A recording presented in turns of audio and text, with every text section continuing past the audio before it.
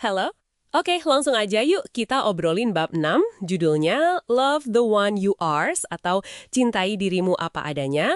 Ini dari buku You Are a Badass. Sumber kita kali ini ya, bab spesifik dari buku self-help yang populer banget ini. Misi kita nih, mau coba gali lebih dalam soal ide mencintai diri sendiri. Terus gimana caranya nemuin lagi nilai diri kita yang asli, yang mungkin udah lama kita lupain. Ada kutipan keren nih dari Louise Hay di awal bab. Kalau kita beneran cinta sama diri sendiri, semua hal dalam hidup kita bakal lancar. Dalam ya. Atau mungkin cerita soal keponakan penulis yang umur 2 tahun itu lebih kena nih. Gimana tuh? Iya, cerita keponakan itu emang pas banget buat gambarin kontrasnya ya. Anak kecil itu kan geraknya penuh percaya diri alami gitu. Kayak, bisa ngebungkuk sempurna, nggak mikir aneh-aneh. Mereka belum belajar ragu. Tapi seiring waktu, ya lingkungan, kritik, dibanding-bandingin, itu ngajarin kita rasa takut, rasa nggak cukup baik. Intinya sih, buku ini bilang kita tuh lahir udah badass, udah keren dari sananya. Cuma ya itu, sering lupa aja kita. Iya, bener banget. Kayak cerita keponakan tadi. Kita lahir tuh udah tahu caranya percaya insting, napas lega, makan kalau lapar, cinta tanpa mikir macam-macam. Tapi terus kita diajarin kebalikannya.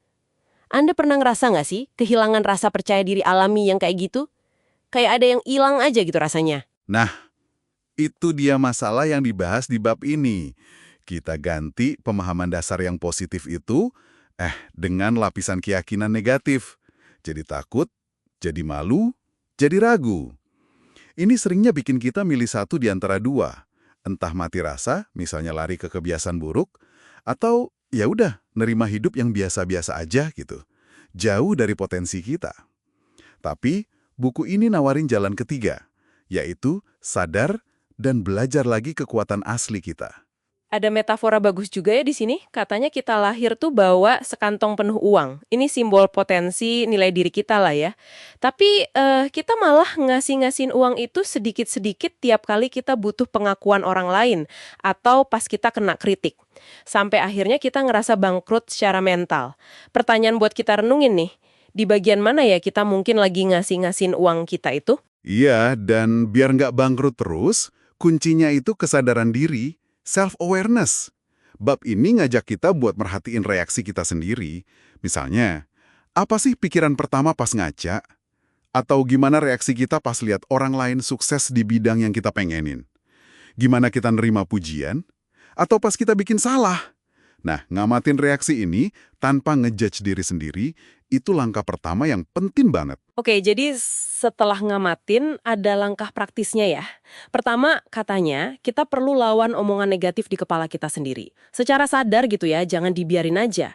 Kedua, ganti reaksi negatif yang otomatis itu jadi rasa penasaran. Kayak tadi, misalnya kepikir, ceroboh lagi gitu. Coba ganti jadi, oke, apa nih yang bisa dipelajarin dari sini?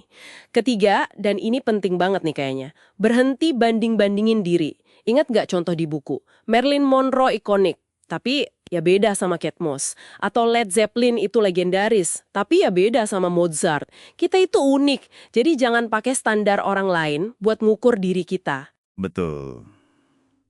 Dan melengkapi itu semua, ada satu hal yang krusial banget. Maafin diri sendiri. Buku ini nekenin banget. Bikin salah, itu ya manusiawi, wajar. Nyimpen rasa bersalah atau kritik ke diri sendiri terus-terusan, itu kayak bawa beban berat yang nggak perlu. Nggak sehat, ngabisin energi. Nah kalau kita bisa maafin diri, ini ngebuka jalan buat hal yang paling penting. Yaitu mencintai diri sendiri, yang di bab ini disebut sebagai cawan suci kebahagiaan. Wah, ternyata fondasinya sesimpel itu ya, walau prakteknya mungkin nggak selalu gampang. Oke, jadi apa nih rangkuman penting dari obrolan kita ini buat Anda yang dengerin? Intinya, bab 6 ini kayak panggilan buat kita ngambil lagi nilai diri kita yang asli. Yang mungkin udah ketutup sama keraguan dan kritik yang kita serap dari luar selama ini. Ini tentang ngenalin pola-pola negatif itu, dan secara sadar milih buat nerima diri kita apa adanya. Nah, sebagai penutup nih, ada satu pemikiran buat Anda bawa pulang. Bab ini kan fokus banget ya sama pentingnya maafin diri sendiri. Coba deh, berdasarkan yang barusan kita obrolin, ada nggak satu tindakan kecil, sekecil apapun, buat maafin diri sendiri yang bisa Anda coba lakuin hari ini? Mungkin, ngelepasin satu penyesalan kecil soal masa lalu.